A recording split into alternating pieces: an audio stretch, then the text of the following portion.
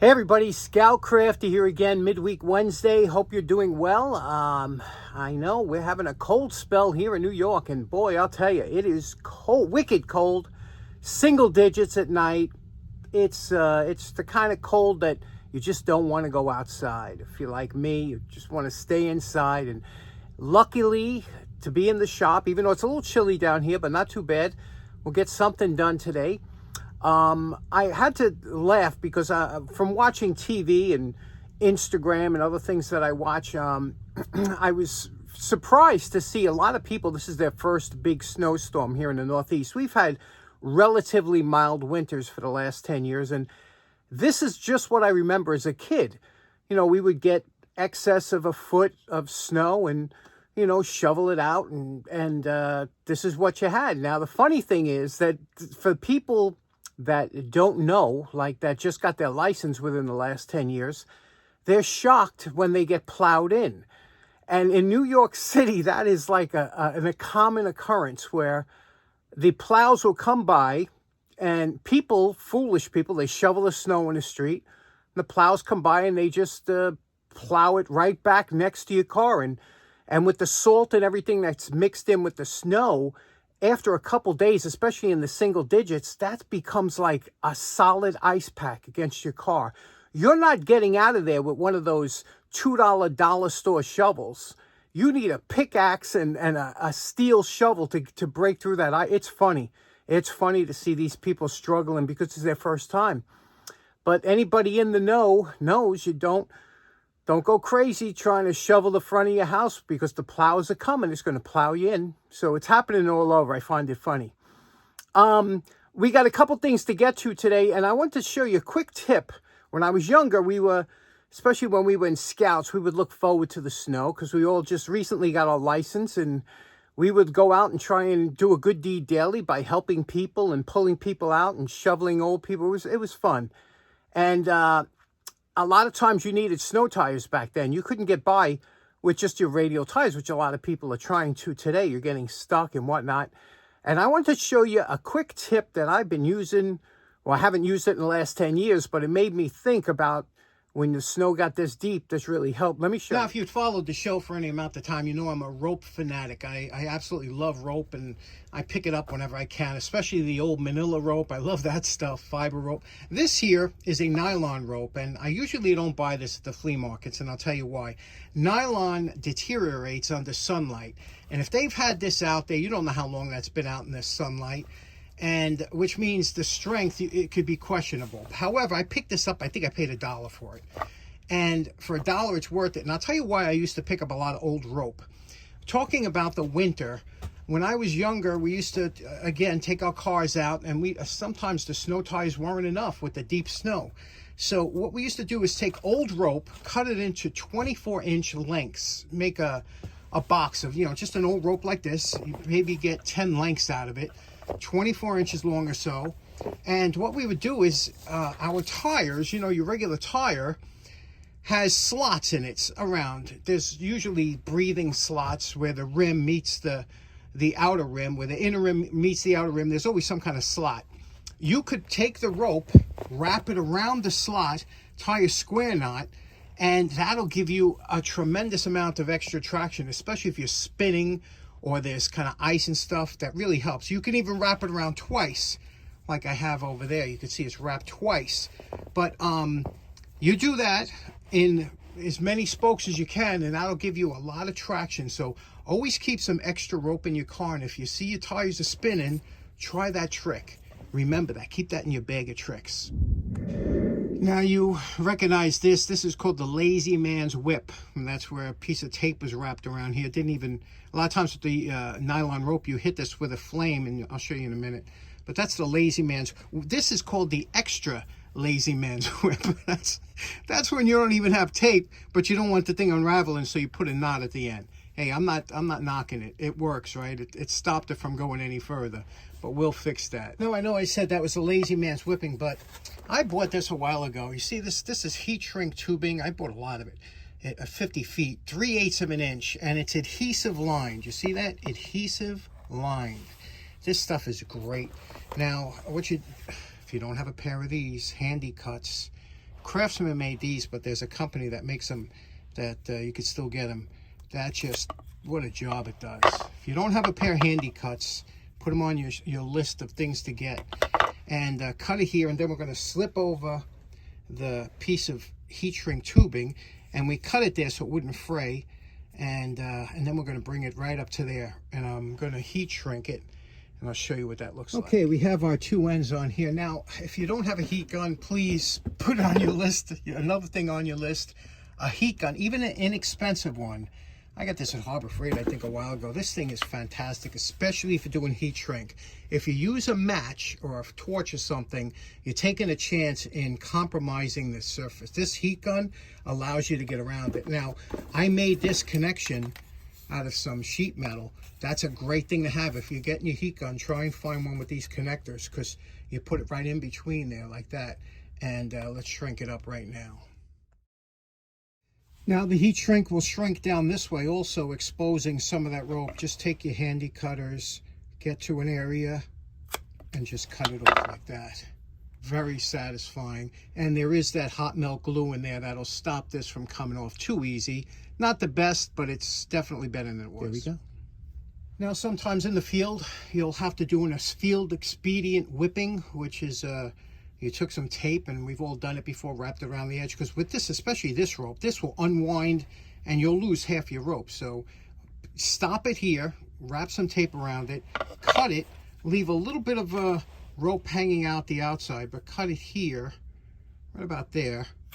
Okay, now because it's raveled here, you're gonna have to, it's a little tough to cut the nylon because of here.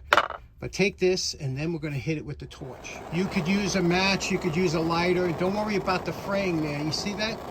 You hit the torch here and melt it around there, and let that melt back there. Now, sometimes this will go on fire. Make sure you blow it out, but turn it into like a glob like that, and that'll fuse the ends together. You see that? Be careful now. I can guarantee you, you guys are laughing out there because you know what I'm going to say. I guarantee you, you're going to try and touch this at some point in your life.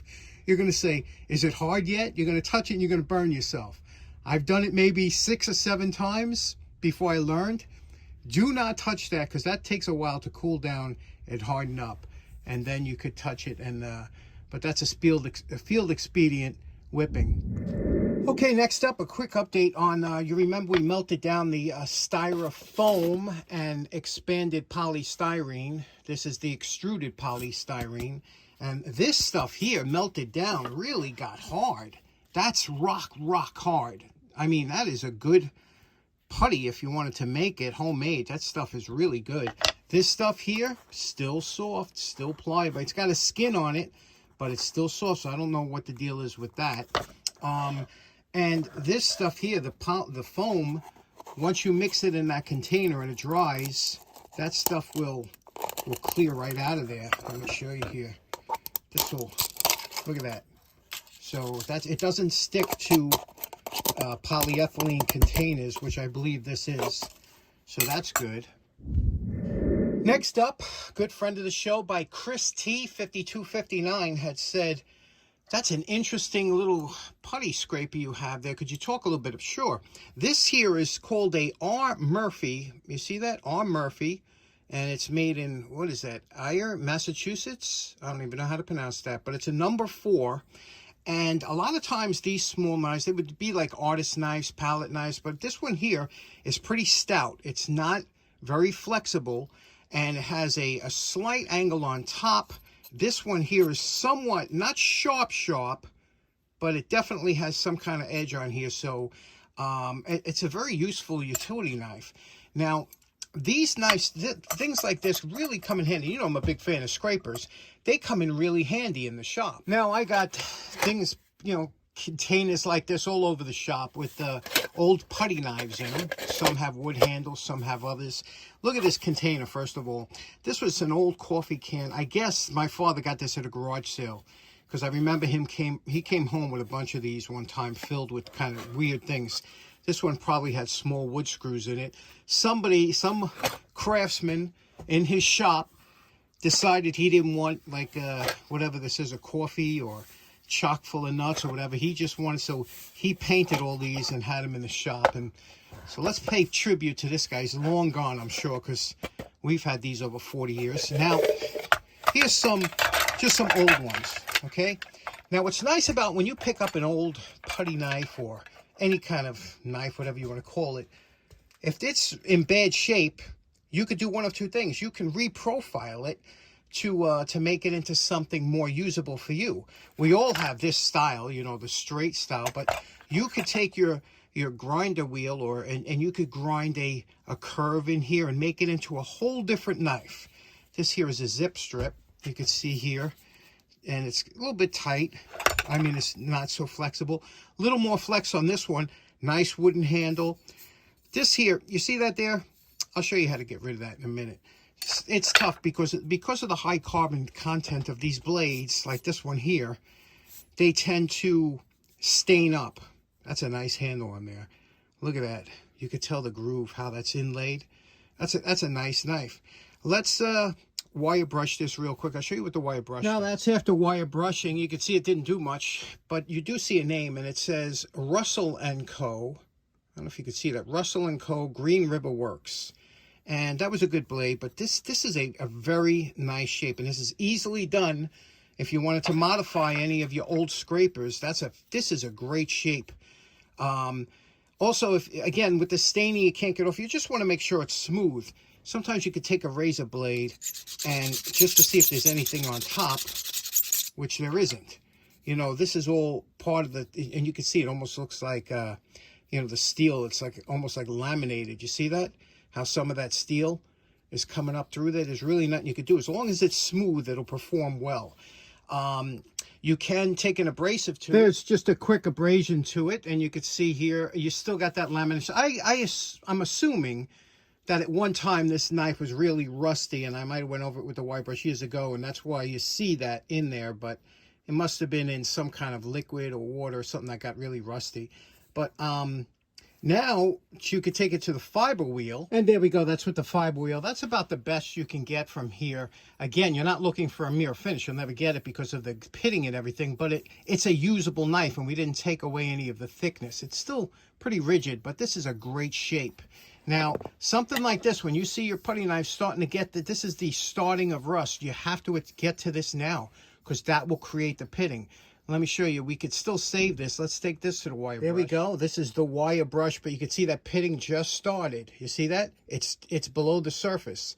Now we can get under that, and it's not that deep with the abrasion. Okay, there we go. We're calling this one done. I went through the flap disc sander, then I went to the belt sander, then I went to the fiber wheel, and then eventually polished it out. Got rid of the pitch, you see there? And not trying for a mirror finish, but it's very acceptable here, right? And now nothing will stick to this, you know? I mean, it's beautiful now, isn't it? The blade, that's about the best you can do.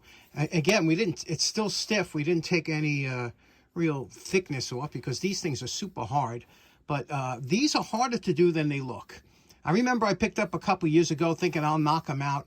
There's always staining, and to get under the staining on something this thin is difficult, but that's about the best you could do. Putty knives. Man, I love them. And look at this. You want to talk about a nice putty knife or whatever, scraper? Look at this guy. Look at that. Whoever made this was really the top of their game. It's stiff. It's a scraper. It's showing a little bit of staining and pitting on there, but it's good steel, heavy-duty reinforcements here, because where the handle meets the blade, if you use a lot of stress, that's where it starts to give you problems, and they have these little bars running up here, and that's heavy steel. This is no joke. That's a nice scraper. You know it's cold down here when I got to wear a hat in my own shop, right? Okay, next up, I was doing so much blabbering, we didn't get to a good restoration. I think this is the one we're going to enjoy today. This is an old pair of shears I picked up for probably $1 at one of the tractor shows. Let's take a look at the condition of this thing. You could see there's no names. I'm going to be doing some sheet metal work in a little while, and I wanted a couple extra pairs. So this one here, you see the shape it's in? What do you say we just do a quick cleanup on here and tune her up and get her to cut like nobody's business. So let's get started on that. Now, first thing, before you try and take it apart, remember, always wire brush the nut first and the threads, because no sense in running the rust through the threads. And then also a drop of 50-50, don't be stingy, onto the threads, and then loosen that right out. Now that we have it apart, we'll take it over to the wire brush. I do see a name here. We'll reveal that in a minute. Okay, we got some good news here, and that is that these were made by Equity Shear Company in Newark, New Jersey. Now, Newark, New Jersey was the hub for high-quality scissors and shears back in the day, and you could tell this is really good steel, drop forged. We're going to do bluing from here down and probably just clean up the top here, but everything looks good. Let's give it a sound test. Now, scissors and shears come in a variety of different ways, forged, cast. This is the best. Listen, it sounds like glass.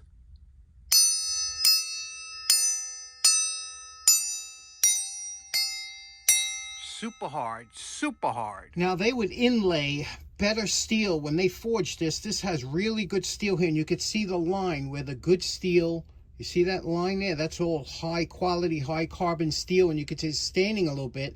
Whereas this steel is a lower quality, you know, a steel here. It's still good, but it's not nowhere near the hardness of this. And so that's the difference. You can see it on both. That's where the inlay is. You see that line? How cool is that? Now, you know my favorite part. Remember what these Equity tin snips look like before we started? And we're calling this project done. What do you think about these? Let's take a look at these, what we did here. Let's take a look at the business end first. Look at that, huh?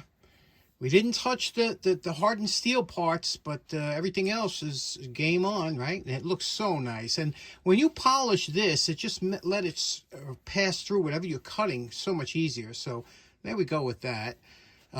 We lubricated the inside, blued the handles, you know, give it a cold bluing on the handles so that won't rust anymore for a while. And, well, you know something, the main thing is, here we go, Equity Shear Company, still legible there. Now, here's the thing, will it cut? How will it cut? And that's the thing, you know, it doesn't matter how they look, it's how they perform. Now, one good test of a tin shear, these are meant to cut tin and things like general purpose. If you can cut paper towel with a tin shear, and watch this, I'm going, look at that cut throughout the whole length of the blade. And look how sharp that edge is, huh? So, okay, so it cuts paper towel. Obviously, if it cuts paper towel, I don't think we'll have any problem cutting cardboard, right? Nice, beautiful cut on cardboard, super easy. I can't tell you how easy these are to use. Now, the big thing is, will it cut sheet metal, tin? Well, let's try it out here. Look at that.